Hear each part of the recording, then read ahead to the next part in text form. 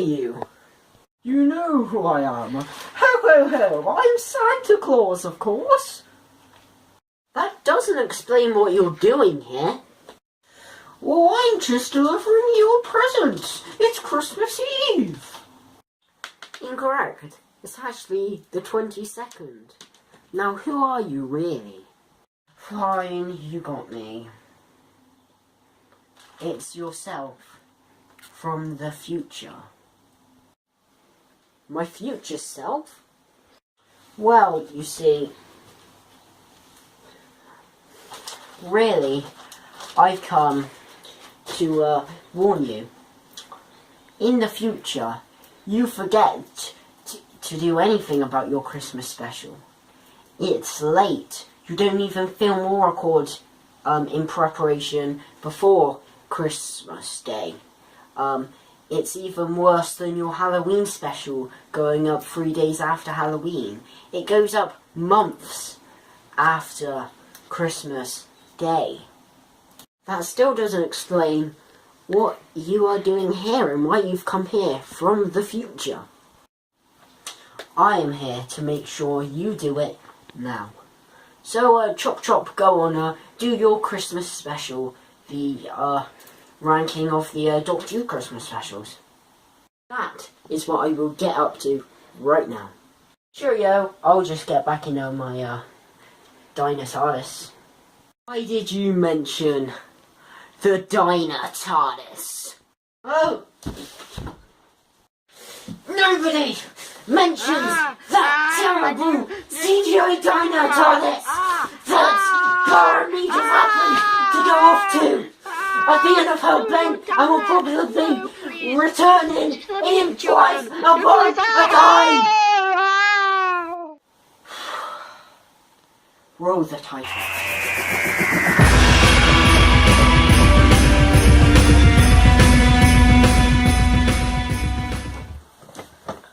Hello guys, I'm Pickles Parker and today I will be giving you my Christmas special. My list of the Doctor Who Christmas specials from worst to best. Enjoy!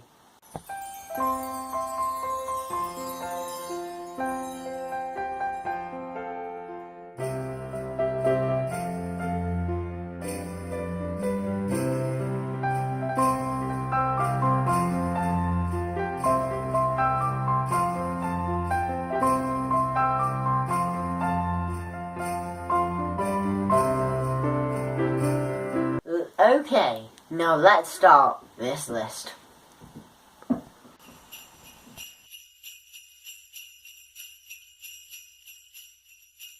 Yes. The Husbands of River Song. And simply why I've put last is just because it's flat out boring. It's a Christmas episode as an excuse of an episode that's on this list. And it can only work as a Christmas special. Nothing of substance happens in it. It's just a whole big joke the whole way through. And if this episode never existed, it wouldn't even, I wouldn't even care anyway. Because the only thing of value in this episode is that, Nardole it's his first appearance, although he's so unlike his other appearances that you didn't really need to know he appeared in this episode. And that Wilverson got the sonic screwdriver, which we didn't really need to see anyway. I think on Christmas Day I watched this, I was just like, when it finished, I was like, is that it? Because it's just like, what the hell was I watching? This is the most plain example of just a script just bundled together because it's a Christmas episode, and that's an excuse that it doesn't have to be good because it's a Christmas episode and you need to give it some leeway. Or I'm sorry, but you still need to give out an actual episode that has some substance and actually needs to contain something interesting, and you must be able to watch and must have some relevance to the series. So, yeah, although, it is at the bottom of my list, The Husbands of River Song. Number 11, The Doctor, the Widow, and the Wardrobe. The Doctor, the Widow, and the Wardrobe. And this will have been bottom of many people's list, and I can understand why. It was almost the bottom of mine. But what simply saved it from not being at the bottom of this list was, A, it was my first Christmas special on broadcast, and I seem to like it on broadcast. And B, Matt Smith is so great in it. Whilst most of the supporting characters are pretty poor, Matt Smith is so good in it that it kind of raises it. You can see that it's a very dodgy script, but Matt Smith is putting in his all to try and save it, and he's brilliant in it, and he interacts brilliantly with the kids. Although the story is boring, isn't that Christmassy really, and doesn't really have, is quite depressing for Christmas, but not in an effective way like another story that I'll get down to my list. It's a depressing story disguised as the most Christmassy fun story ever, and it just doesn't work. The tree people do nothing. The wooden king and queen story, a good concept, do nothing. Alexander Armstrong's in this episode. He absolutely does nothing. The mum's annoying. The kids are quite annoying. And the storyline is just not very good at all. But Matt Smith does try and save it, and he does slightly because his performance is so good. And it was my first Christmas special I watched on broadcast, and I seem to enjoy it then. So that is why it's slightly higher than The Husbands of River Song. Number 10. The Return of Dr. Mysterio. Yes, The Return of Dr. Mysterio. Now, of all the different content on my channel, you'll know that I'm also a big fan of Marvel and DC. So you'd think superheroes coming into Doctor Who would be right up my street. Well, I thought it was too. But when you actually get into this episode, it appears that nothing is as it seems, and it's not what you think when you think superheroes Doctor Who. For once, it's set in New York, but it seems to be a completely different New York to the other times it's been portrayed in Doctor Who. It seems like it's some fantasy world that is completely separate to the world of Doctor Who, as this event of a sighting of a superhero is never actually mentioned before in a Doctor Who episode, yet never mentioned after. I think that it's just, although it's intended as a parody of the Clark Kent Superman story, it is exactly the same as the Clark Kent Superman story. It's just a direct rip-off. It's intended as a homage, but is just a rip-off. And the Doctor seems like a background supporting character in his own show. He barely does anything, and you take the Doctor out of this situation, it won't make any difference. Despite popular opinion, I think that Peter Capaldi's performance in this is good, but what he's given to work with is pretty bad. Most of the lines don't suit his Doctor at all, like the stuff about him giving snacks and sushis, and the stuff with him pressing all those buttons seem like very 11th Doctor things to say. In fact, they don't even really seem like 11th Doctor things to say, because in serious moments the Doctor's just making funny lines that completely don't suit his character. So the 12th Doctor is written possibly the worst I think he's ever been written, just because I really just didn't like what Peter Capaldi was given to work with in this episode. Although his performance is pretty good, and he feels like a background character, and the superhero element, which is supposed to sell this story if the Doctor's barely in it, isn't that good, and is just a rip-off. The villains, although an interesting concept, go nowhere, and it just makes you feel empty sitting there on Christmas Day, especially as we have had a whole year without Doctor Who prior to this. Number 9, The Next Doctor. We have The Next Doctor, and I'm kind of mixed on this episode. I like the premise of this person who seems to be a future incarnation of the Doctor, although it is apparent really quickly that he's not. and the resolution to that whole thing is very underwhelming. Although the Cybermen are great to start off with this episode, I love the concept of the Cyber Shades, and the imagery of the Cybermen at the funeral in the snow is absolutely brilliant. Although Miss Hartigan as a villain is pretty weak, and the plot hole of the Cyber King was actually resolved in a Matt Smith story 2 years after this, which was just by coincidence. So really, if Russell T Davies, if it hadn't been mentioned as Russell D Davies had left it, we would have never understood that plot hole. So yeah, it's a bit of a mixed bag. It's enjoyable. I like David Morrissey's Next Doctor character, although the resolution to him is poor and the villains are pretty poor. The Cybermen aren't really handled that well towards the end. Although we're good in the middle. Just kind of a mixed bag of a Christmas special, really. Number 8, A Christmas Carol. A Christmas Carol, Matt Smith's first Christmas special, and his performance is pretty good.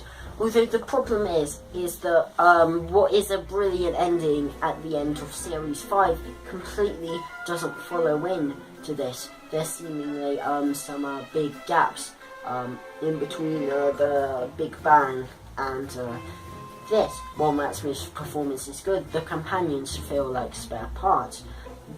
The idea is interesting, although it is blatantly just the same story as A Christmas Carol written by Charles Dickens. Although this is the intention, it does kind of make this story very predictable and slightly boring, as you know exactly what is going to happen, not leaving that much room for creation from Moffat, as he's literally just writing the same thing as Charles Dickens did. Although Matt Smith's performance is good, and the performance from Kazran Sardik is also good. It's just kind of there, and it is a very predictable kind of Christmas special that it's very easy to forget about. Number 7, The Snowman. The Snowman. Following on from A Christmas Carol, in this, the Doctor is a Scrooge-like character, which is really good. I really love Matt Smith in this one. We get a very different side to his Doctor following the loss of Amy and Rory. Here we find him in a very nice looking Gothic Victorian London, with obviously the Victorian version of Clara, who I kind of wish we would have stuck with rather than the modern day Clara. But anyway, the villains are a bit meh, the Snowmen, and Dr. Simeon's motivations are questionable, and he doesn't really do anything. Although Ian McKellen's voice is brilliant, as the great intelligence, Matt Smith gives a different performance, but still ultimately great performance as a Scrooge-like character, but towards the end, he ultimately becomes the Doctor. We know there are some great concepts in this episode, like the staircase going up to the TARDIS on a cloud. Jenna Coleman gives a great performance as the Victorian Clara, and the Paternoster gang are actually quite nicely used in this. Also, although the resolution to this story is a bit hard to believe, I think it's a very nice change in tone from the Christmas specials we had before it, and is a very nice different feeling Christmas special, one that we had needed from the previous Christmas specials, A Christmas Carol and The Doctor and the Wardrobe. Number 6, The Runaway Bride. The Runaway Bride, and this is Catherine Tate's first appearance as Donna, and although she is a great companion, she is a bit annoying in this one. She's not bad by any means, but she is a bit shouty, which obviously she does get away from a bit when she becomes a full-time companion. Some of the stuff with the Doctor, Morning Rose, kind of takes you out of what the special's trying to show you, as you keep on going back to stuff with Rose, which is what the whole Army of Ghosts Doomsday is supposed to portray. Although that is nicely handled and it doesn't go too over the top. David Tennant's great in this and has great chemistry with Catherine Tate. The villain, the Arachnos, is an interesting idea. And ultimately the good thing where the Doctor's about to kill her and then Donna says, sometimes I think you need someone to stop you, is also good as well. I love the Killer Santa's returning, and it gives a really nice Christmassy feel. It's a very good Christmassy episode, but when looking at the actual plot, it doesn't quite hold up with some of the others that on this list.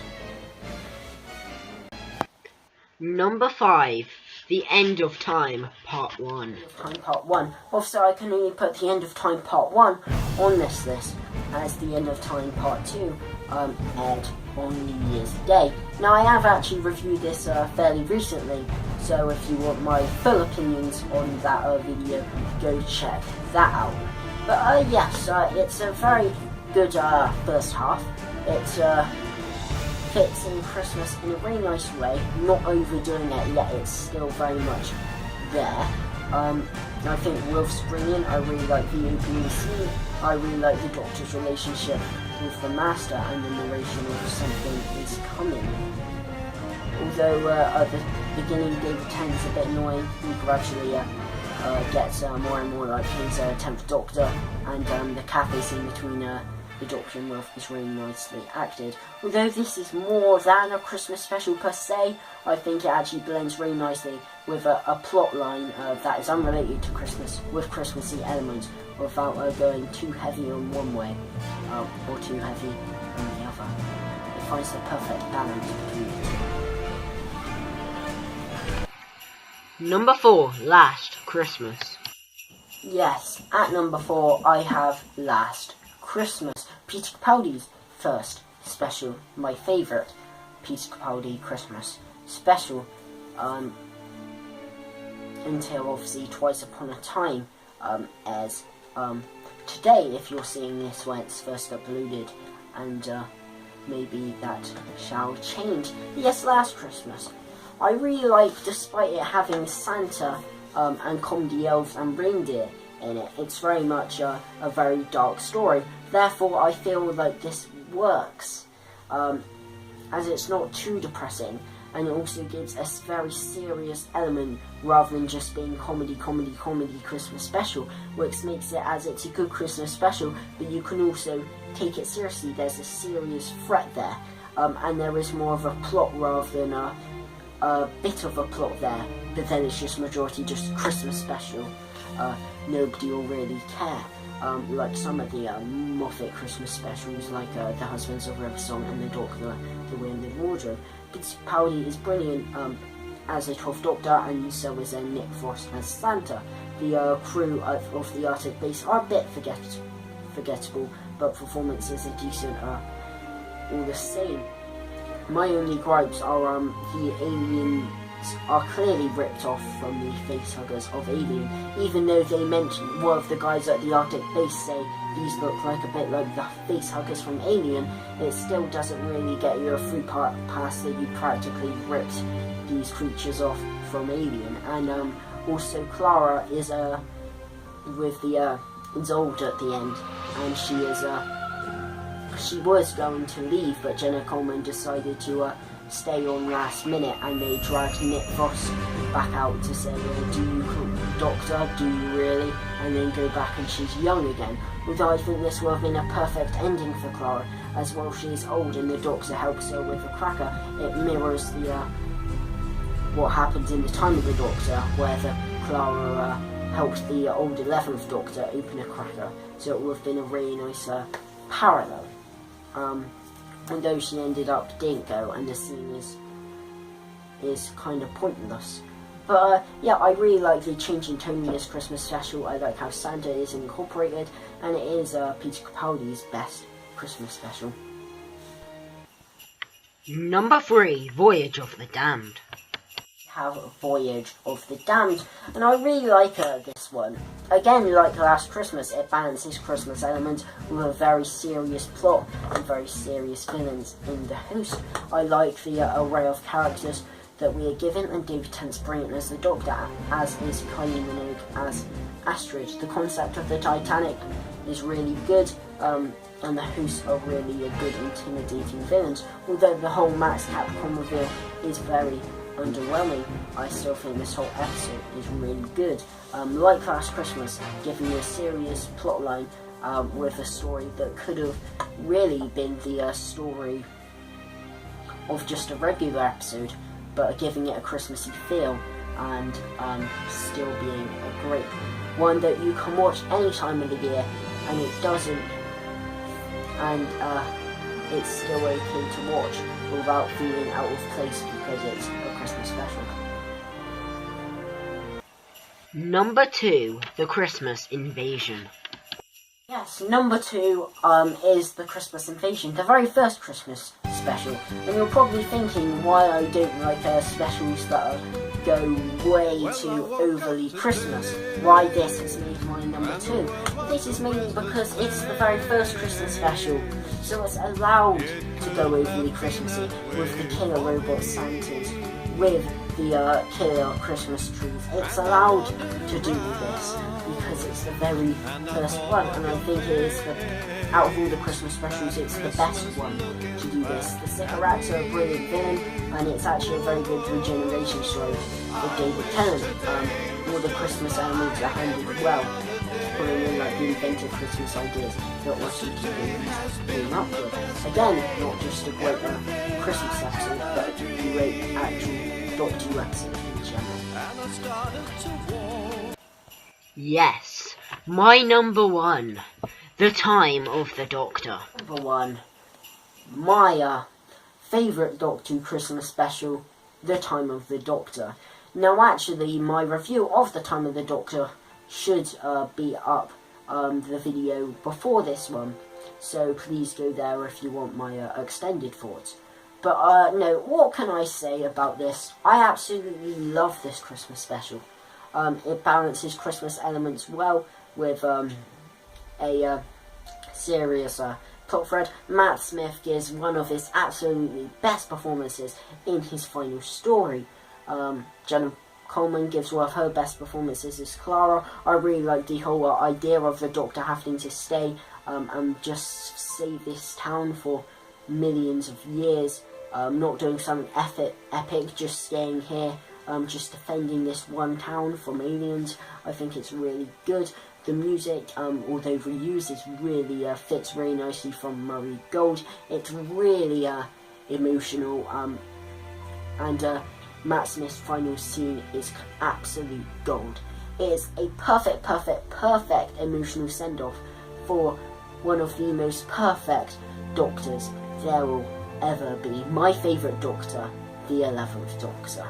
I absolutely adore this episode, and for sentimental reasons, I don't think any episode will probably beat this as my favourite Christmas special. But who knows, maybe Twice Upon a Time will be my favourite Christmas special. Who knows? But what is your list? Comment below, let me know.